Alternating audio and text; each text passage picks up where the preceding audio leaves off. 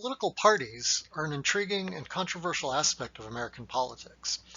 On the one hand, parties help voters make sense of the political world. They take stands on issues they believe to be broadly popular with the American public, and by competing in elections, they attempt to bring more Americans into the voting public. But on the other hand, Americans are becoming increasingly skeptical of both major parties, and there is some evidence that the parties are actually increasing the divisions amongst Americans. This lecture file will supplement the very good discussion of parties contained in your textbook by highlighting some of the major functions of parties, and especially pointing out ways in which our current era of political polarization is exemplified by the major parties. I want to start with this observation from the political scientist Julia Azari, made shortly after the 2016 presidential election. I think it captures one of the most important trends going on in American politics today. She states, "After observing what's gone on this election cycle, I've come to this conclusion. The defining characteristic of our moment is that parties are weak while partisanship is strong." What she's getting at here is that parties have changed in some pretty fundamental ways in recent years. Parties have become weak in the sense that party leaders and party organizations, the folks who work to define what parties stand for and who runs for office under party labels, have lost control of party agendas. It might be somewhat overlooked today, but for most of the 2016 presidential primary campaign, most Republican Party leaders were strongly opposed to Donald Trump's candidacy. They did not consider him to be a loyal Republican, and they thought some of his positions that he took during the campaign were out of line with the positions of most Republicans. They viewed Trump's ascendancy as something of a hostile takeover of the party. Yet they were powerless to stop his nomination because Trump demonstrated enough support with Republican primary voters.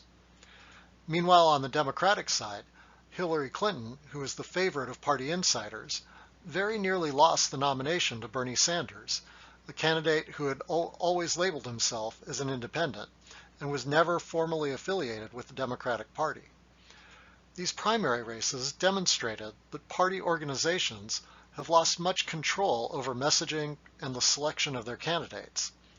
Yet, when the general election came around, the results were shockingly similar to past elections. Most voters voted the way they generally do. Just a marginal shift in votes was enough for Donald Trump to carry key states such as Wisconsin, Michigan, and Pennsylvania and win the Electoral College. The takeaway here is that partisanship, voting on the basis of party identification, is stronger than ever, even as party leadership has lost a great deal of control over the process. The essence of political parties is that they are teams of people who seek to gain control of government by winning elections.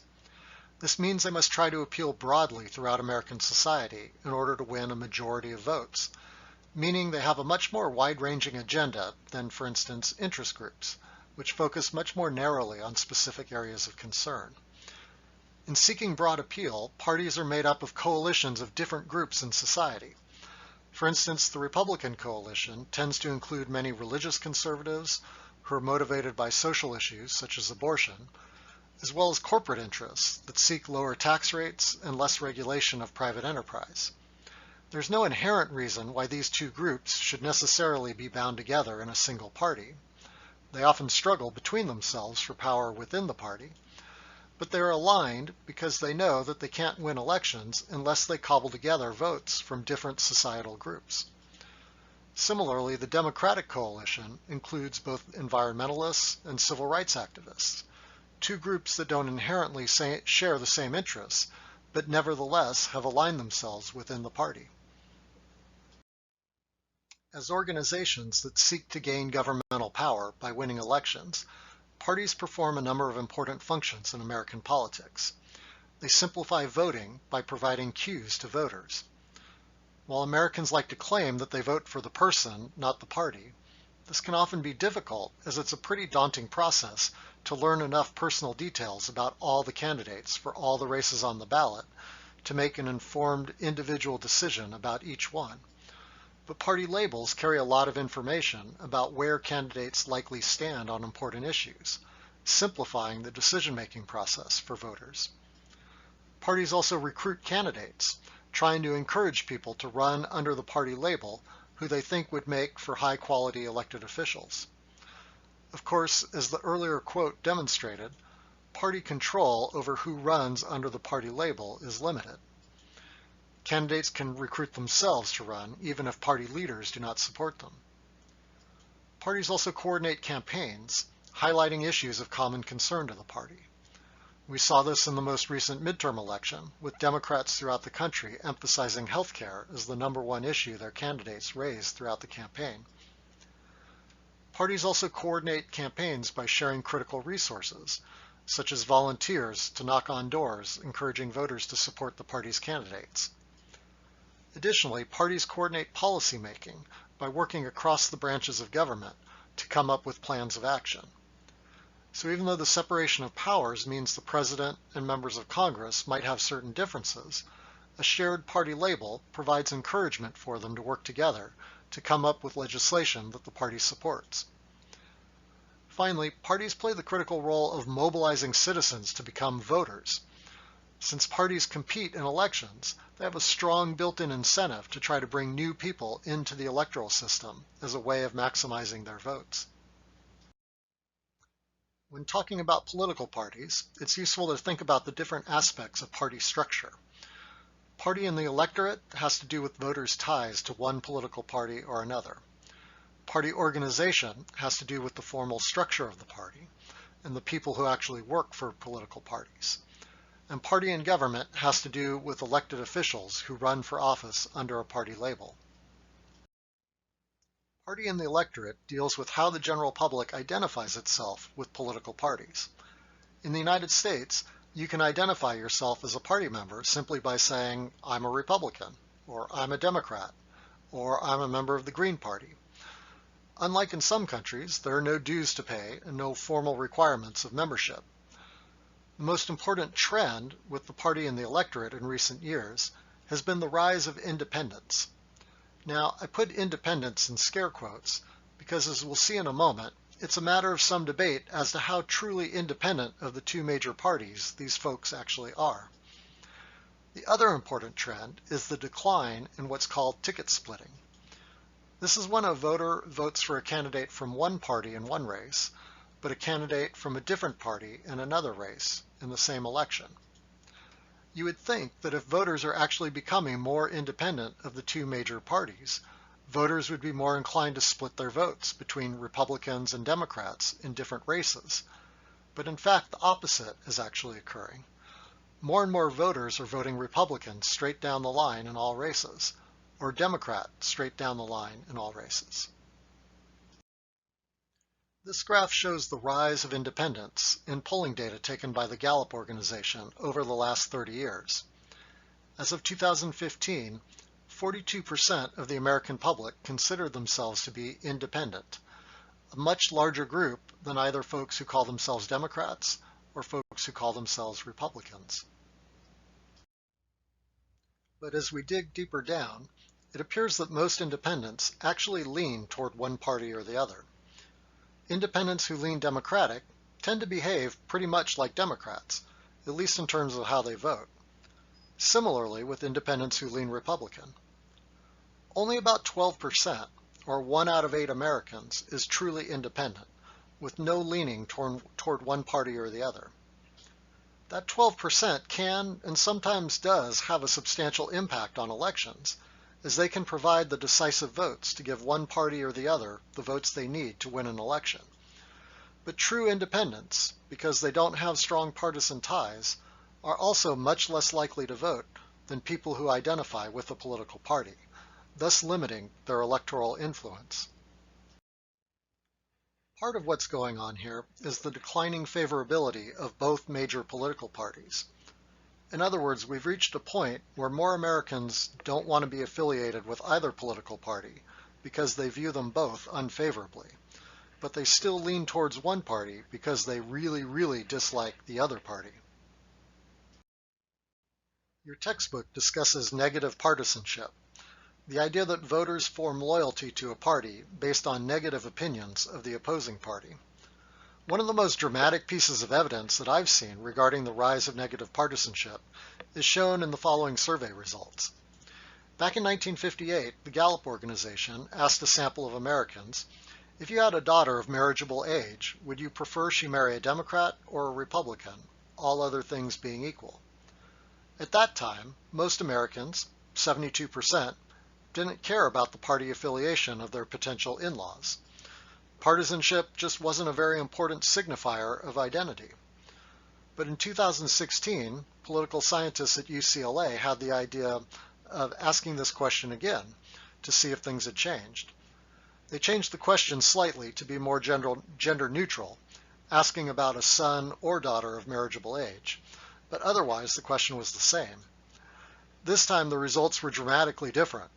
Now, over half the population cared about the partisan identification of their potential son or daughter-in-law. Party has become a much more important social signifier to people than it was in the past. So even though more people today claim to be independent of the major political parties, factors such as negative partisanship have actually made Americans more partisan in their voting behavior.